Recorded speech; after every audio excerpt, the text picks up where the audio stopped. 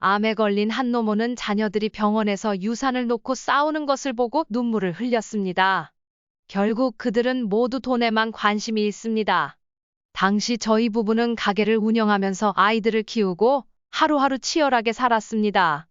남편은 새벽같이 가게 문을 열고 늦은 밤까지 일했습니다.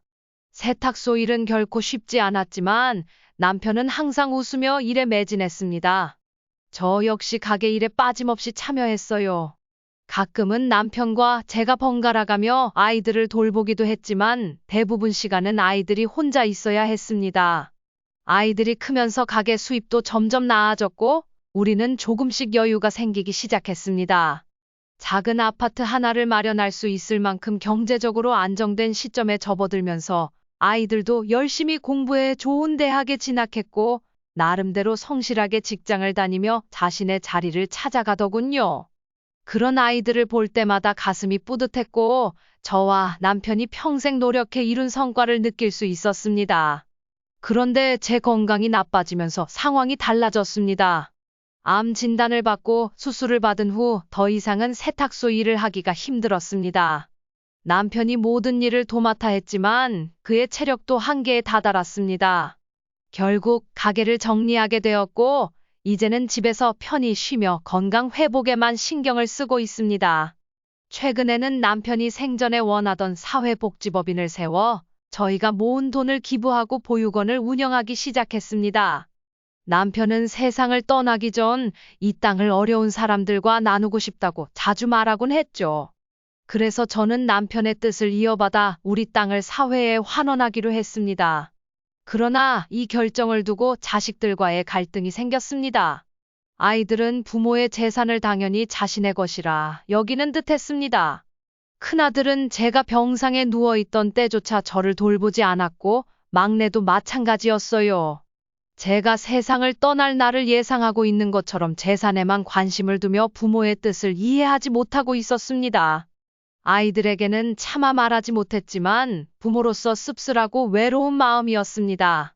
아이들이 장성의 각자의 가정을 이루며 살아가고 있지만 그들이 가끔은 부모로서 나에게 베풀어야 할 마음을 잊어버린 것 같아 썩을프기도 했습니다. 이런 감정은 오래 남고 어쩌면 자식들과의 관계에 큰 벽을 만들었는지도 모릅니다. 그렇게 저희 부부는 하루도 쉬지 않고 부지런히 일한 결과 단칸 월세방에서 시작해 점차 방 2칸 전세로 다시 방 3칸 빌라로 조금씩 형편이 나아졌습니다. 남편이 40을 넘어갈 즈음에는 드디어 작은 주택을 마련할 수 있었습니다. 남들 보기에 작고 낡은 주택일 뿐이었지만 그때 저희 부부가 느낀 감동은 아직도 생생합니다. 집을 사고 나서 남편과 나눴던 대화가 지금도 기억납니다. 이 집에서 우리 2 아들 잘 키우고 잘 살아보자. 아이들 다 결혼시키면 그때는 도시 생활을 정리하고 시골로 들어가자. 듣기만 해도 좋네요. 그렇게 살아요. 집을 산 지 얼마 지나지 않아 세탁소가 있던 동네에 점차 사람들이 많아지기 시작했고 인근에 커다란 아파트와 오피스텔이 들어서면서 장사가 꽤 잘 되었습니다. 덕분에 주택을 사고 나서는 경기도 외곽 지역의 작은 땅도 마련할 수 있었죠. 아마 그 순간이 제 인생에서 가장 행복했던 때가 아니었나 싶습니다. 남편은 경제적 여유가 생기면 자신처럼 어려운 아이들을 위해 봉사하고 싶다고 종종 이야기했어요. 여보, 나도 부모 없이 고생하며 자랐으니 나중에 여유가 생기면 나 같은 아이들에게 조금이라도 도움이 되고 싶어. 어른들의 작은 도움 덕분에 나도 사람 구실을 하며 살 수 있었으니까. 남편의 이 작은 소망이 저도 가슴 깊이 간직하고 함께 하고 싶은 꿈이 되었습니다. 당신 꿈이라면 나도 힘 닿는 대로 도울게요. 세월 가는 게 빠르니 금방 그날이 올 거예요. 남편은 고아로 자라면서 겪었던 많은 어려움을 마치 무용담처럼 들려주곤 했고 저는 그의 말을 늦은 밤까지 들으며 마음속으로 위로해 주었지요. 그때는 앞으로의 삶이 평범하고 안정적일 거라고만 생각했습니다. 그저 남들처럼 아이들을 키우고 그들이 공부하고 성장하는 모습을 지켜보며 평온하게 살 줄 알았습니다. 하지만 인생은 계획대로만 흘러가지 않더군요. 그 예상치 못한 일이 제게 일어났습니다. 남편이 세상을 떠난 건 제가 47살이었고 큰아들은 대학에 입학해 자취를 시작한 시기였으며 작은아들은 입시 준비에 한창이었습니다. 어느 날 남편이 세탁소에서 일하다가 갑자기 쓰러졌습니다. 급히 병원으로 옮겼지만 이미 뇌출혈이 너무 많이 진행된 상태였어요. 이틀간 생사를 오가다 남편은 결국 세상을 떠났습니다. 갑작스러운 남편의 사고는 저에게 큰 충격이었습니다. 가장이 필요한 시기에 남편은 유언조차 남기지 못한 채 떠났습니다. 슬픔에 빠져 있을 수도 없었습니다. 제가 책임져야 할 두 아들이 있었으니까요. 그때 작은 아들 민준은 아버지를 잃은 슬픔에 방황하며 공부에 집중하지 못했습니다. 결국 대학교 진학을 포기하게 되었고, 저는 아들을 붙잡고 재수를 권했지만 민준은 고개를 저었고 이듬해 군에 입대했습니다. 남편이 남긴 것은 주택 한 채에 경기도 외곽의 작은 땅, 그리고 얼마간의 현금이 전부였습니다. 그 후 저는 남편 없이 홀로 세탁소를 운영하게 되었고 그렇게 버티며 살아가야 했습니다. 남편이 떠난 자리는 몰라도 그 빈자리는 생각보다 훨씬 크더라고요. 오랫동안 저희 세탁소는 동네에서 유일했지만 동네가 커지면서 경쟁 세탁소도 점점 늘어났습니다. 저희 가게가 있는 골목에도 두 곳이 더 들어섰고 남편 없이 일손이 부족해진 데다가 경쟁까지 치열해지면서 잘 되던 장사는 점점 내리막길을 걸었습니다. 어떤 다른 가게 임대료조차 내기 어려울 때도 있었지요. 하지만 제게는 세탁 기술밖에 없었고 다른 곳에서 새로 시작할 여유도 없었습니다. 저는 그때부터 더욱 악착같이 아끼고 일을 더 많이 하기 시작했습니다. 당시 대학생이었던 큰아들은 가장 역할을 해야 한다고 생각했는지 말썽 한번 부리지 않고 열심히 공부하면서 밤에는 아르바이트로 학비를 벌었습니다.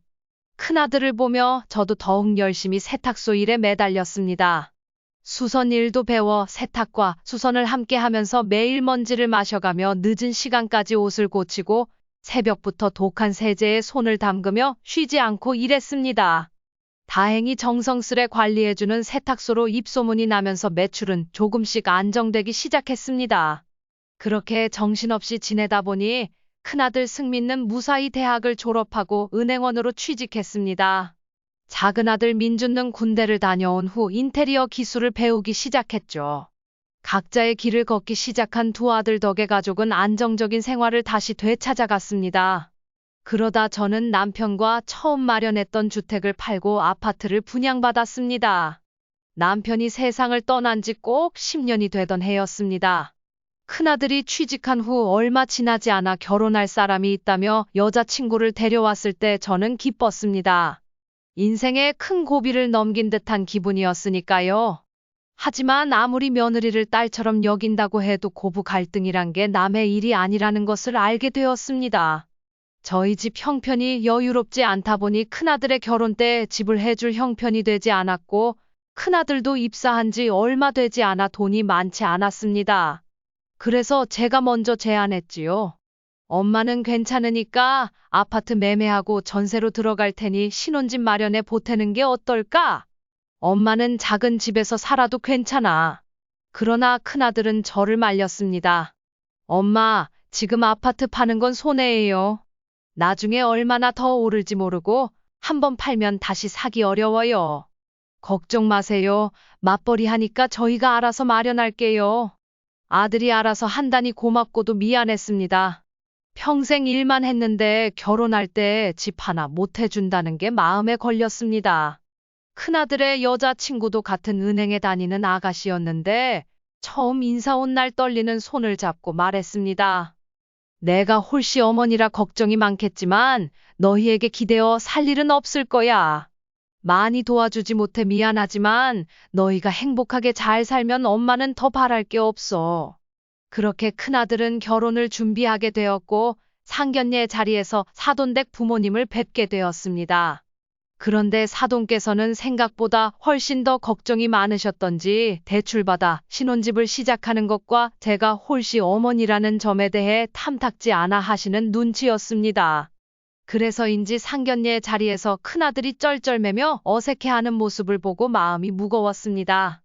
남부럽지 않게 키운 아이가 자기가 선택할 수 없는 상황 때문에 죄 지은 사람처럼 행동하는 걸 보니 엄마로서 마음이 아프더군요. 남편이 일찍 세상을 떠난 건 우리 아이들 잘못이 아니잖아요. 오히려 그런 상황에서도 번듯하게 자란 아이들을 보면 칭찬해주고 싶은 마음이 큽니다. 하지만 그건 어쩌면 부모의 욕심일지도 모르겠네요. 그래서 큰아들 사돈댁의 걱정을 덜어주기 위해 저는 상견례 자리에서 말했습니다.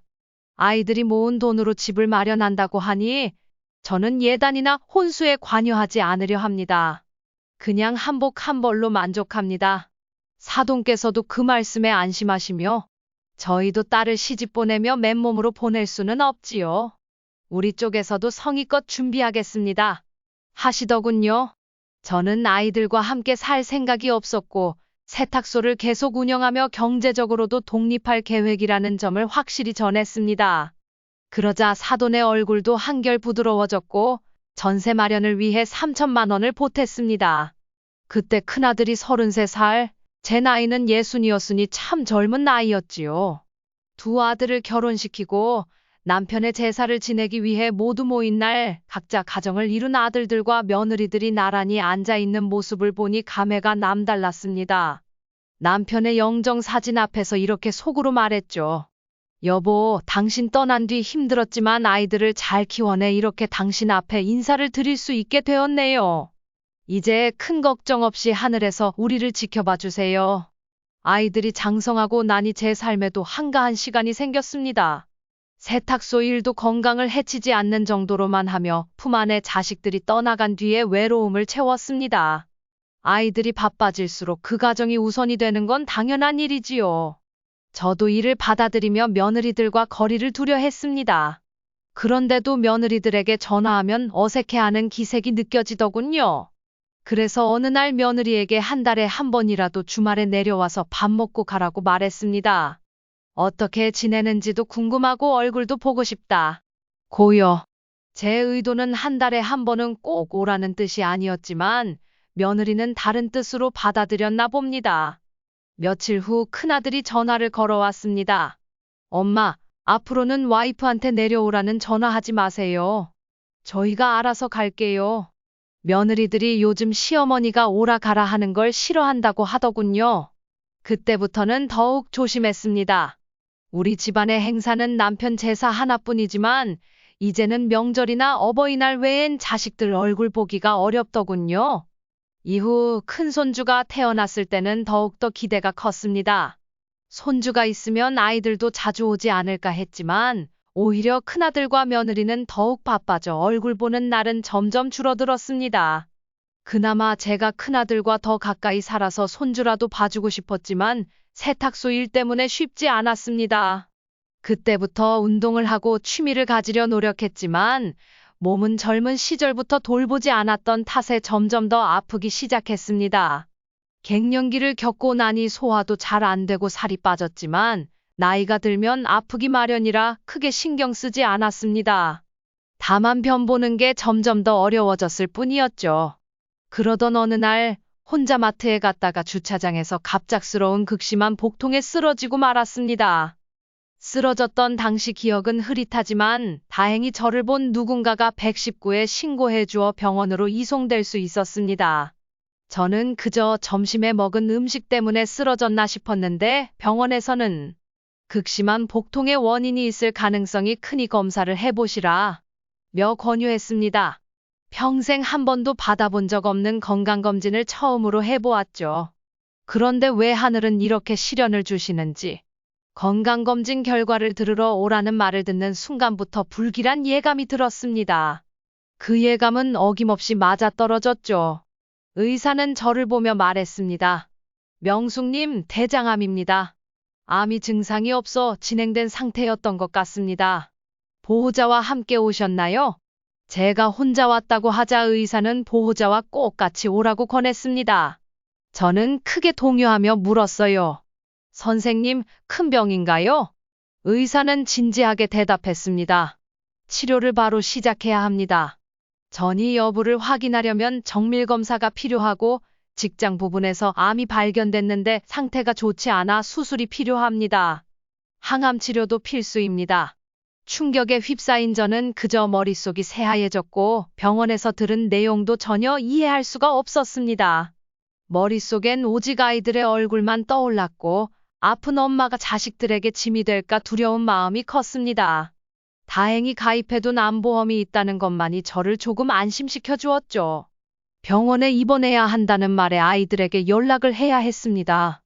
큰아들 승민에게 전화를 걸어 얼굴 좀 보자고 했는데 아이는 이번 주에 가족과 일정이 있다 며 전화로 얘기해 달라 했습니다.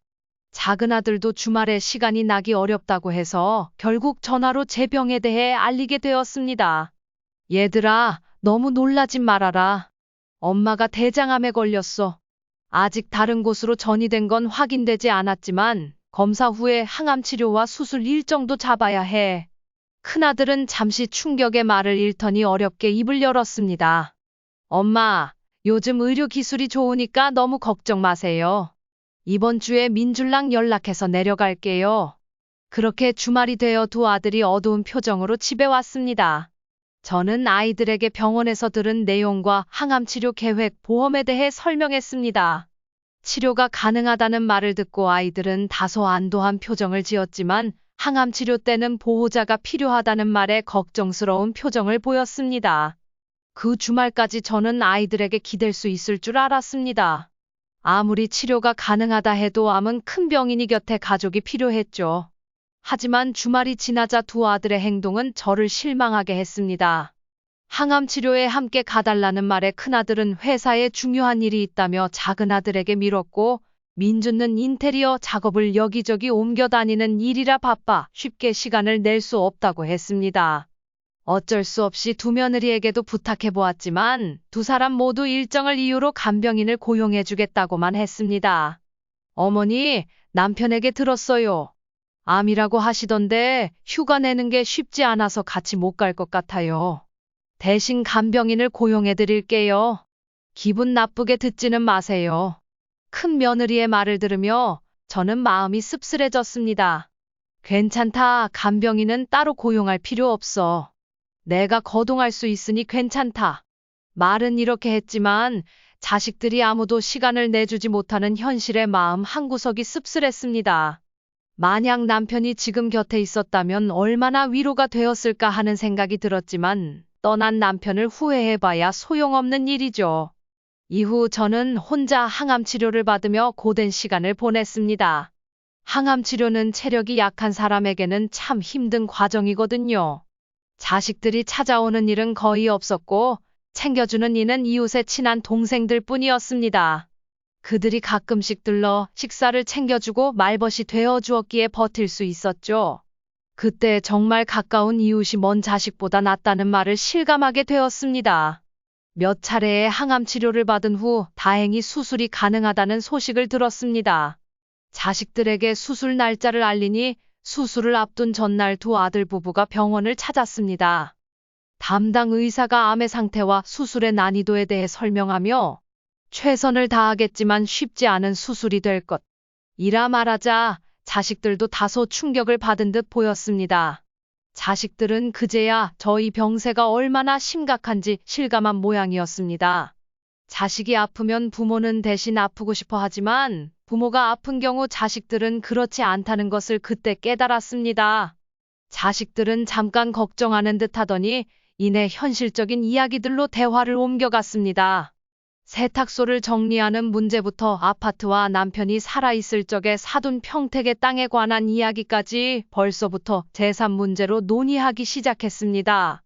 두 아들 사이에는 큰 다툼은 없었지만 며느리들이 미리 이야기를 꺼낸 듯 했습니다. 엄마, 세탁소와 아파트 그리고 땅을 미리 유산 상속으로 정리하는 게 좋지 않을까요? 큰아들은 차분히 말했지만 제가 아직 살아있는데도 재산 문제로 신경전을 벌이는 자식들을 보며 참 씁쓸했습니다. 그때 작은아들이 말했습니다. 형, 난 대학도 안 나왔고 학비 지원도 적게 받았으니 형보다 조금 더 받는 게 공평하지 않겠어? 그러자 큰아들은 짜증 섞인 목소리로 말했어요. 누가 대학 가라 했어? 형편대로 대학 못 간 거지. 내가 뭘 어쩌겠니? 그리고 난 내 학비도 벌어서 다녔어. 큰 며느리는 작은 아들의 말에 불만이 있는 듯 덧붙였습니다. 저희는 결혼할 때 시댁에서 아무것도 못 받았어요. 그제야 큰 며느리가 결혼 때 집을 받지 못한 것에 대해 불만이 있었다는 것을 알게 되었습니다. 그날 병실에서 자식들이 돈 문제로 다투는 모습을 지켜보는 제 마음이 무척 아팠습니다. 차라리 제가 없는 자리에서 이야기했더라면 좋았을 텐데 형제들이 서로 불편한 말을 주고받는 가운데 결국 큰며느리가 간병인을 고용하겠다는 제안을 하며 떠났습니다. 저는 자식들 얼굴이나 한번 보려 했을 뿐인데 큰아들과 며느리는 서로에게 책임을 떠넘기며 언쟁을 벌이기까지 했습니다. 큰아들은 며느리에게 당신이 있을 줄 알았는데 고작 하루 간병도 못하겠다는 거야? 라며 따졌고 작은 아들은 그 광경을 보며 입을 다물고 있었습니다. 이제야 알았습니다. 아프다는 사실을 털어놓고 자식들에게 기댄다는 게 얼마나 어리석은 일이었는지를요.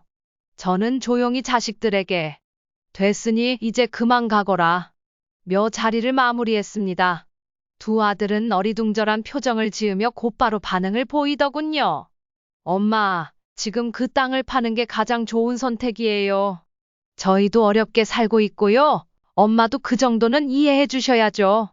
작은 아들 민준도 끼어들어 말을 이었습니다. 엄마, 그냥 다른 복잡한 생각 마시고 우리한테 양보해 주세요. 부모님이 돌아가시면 결국은 우리 거잖아요. 엄마가 지금 우리한테 나눠주면 편할 거예요. 아이들의 말에 한숨이 절로 나왔습니다. 남편이 평생 모은 돈으로 힘겹게 마련한 그 땅이 그저 자식들이 돈으로 환산하는 유산일 뿐이라는 생각에 서운하고 참담한 기분이 밀려왔죠. 저는 두 아들을 똑바로 쳐다보며 차분하게 말을 이었습니다. 그 땅은 너희 아버지가 고생하면서 마련한 유산이다. 하지만 내가 생각하는 것처럼 유산을 나누기 위해 산 게 아니다. 내 아버지 뜻을 이어서 나는 그 땅을 우리보다 더 어려운 이웃을 돕기 위해 사용할 생각이다. 두 아들의 표정이 점점 굳어갔고 큰아들은 다소 격앙된 목소리로 반박했습니다. 엄마, 그럼 우리한테는 아무것도 안 남기는 거예요? 저희는 부모님이 남긴 걸로 조금이나마 도움받을 수 있을 줄 알았는데요. 저는 흔들리지 않고 대답했습니다. 너희가 내가 치료받을 때 단 한 번도 돌아보지 않더니 이제 와서 땅 팔아 돈 달라고 하는구나. 아프고 힘든 시간 동안 나 혼자서 이겨냈다. 앞으로도 내 선택에 대해 누구의 도움도 기대하지 않을 거다. 그리고 그 땅은 자식에게 주려고 산 게 아니다. 아들들은 더 이상 할 말을 찾지 못한 듯 머뭇거렸습니다. 그렇게 말을 마친 후 두 아들 내외는 어쩔 수 없다는 듯 병실을 나섰고 저는 자식들에게 아무 기대 없이 나 자신의 인생을 독립적으로 살아가기로 결심했습니다. 이후 저는 그 땅을 남편의 뜻에 맞게 보육원 설립을 위해 사회복지재단에 기부하기로 했습니다. 정말 가슴 아프고도 혼란스러운 상황이었습니다. 자식들의 기대와 제 가치관이 충돌하는 순간 내 결심이 맞았는지 되돌아보기도 했습니다. 아마 자식들은 부모가 남긴 재산을 당연하게 여길 수도 있겠지만 남편의 뜻을 존중하고 그 땅을 의미 있는 곳에 쓰는 것 또한 저에게는 중요한 선택이었습니다. 사실 저는 그 땅을 남편과의 소중한 약속으로 간직해왔고 그 약속을 지키고자 하는 마음이 컸습니다. 남편은 언제나 자신처럼 어려운 상황에 놓인 사람들을 도우며 살고 싶다고 이야기했었기에 그 꿈을 실현시키는 일이 제게는 큰 위안이 되었습니다. 하지만 아이들이 그 점을 이해하지 못하고 당연하게 재산을 요구하는 모습을 보며 섭섭하고 허망한 마음이 들었던 것도 사실입니다. 아이들이 언젠가 부모의 마음을 이해해 주리라는 희망은 여전히 남아 있습니다. 그래서 저는 더 이상 그들에게 재촉하지 않기로 했고 그냥 시간이 흘러가면서 자연스레 깨닫기를 기다리고 있습니다. 제 결정에 후회는 없지만 그들이 더 나은 이해와 공감을 보여줄 날이 올까 하는 바람은 남아 있습니다. 사랑하는 이들과의 관계가 이렇게 어긋난다는 게 참 서글프기도 하고 삶이란 참으로 예측 불가능한 것이라는 걸 다시금 느낍니다. 여러분도 비슷한 경험을 하셨다면 혹은 이런 상황에서 어떻게 대처했는지 따뜻한 조언을 부탁드립니다. 인생의 큰 선택에 대해 조금이라도 지혜로운 통찰을 나눠주시면 저 역시 귀하게 간직하겠습니다. 여러분의 성원과 지지에 깊이 감사드리며 늘 건강하시고 행복하시길 바랍니다.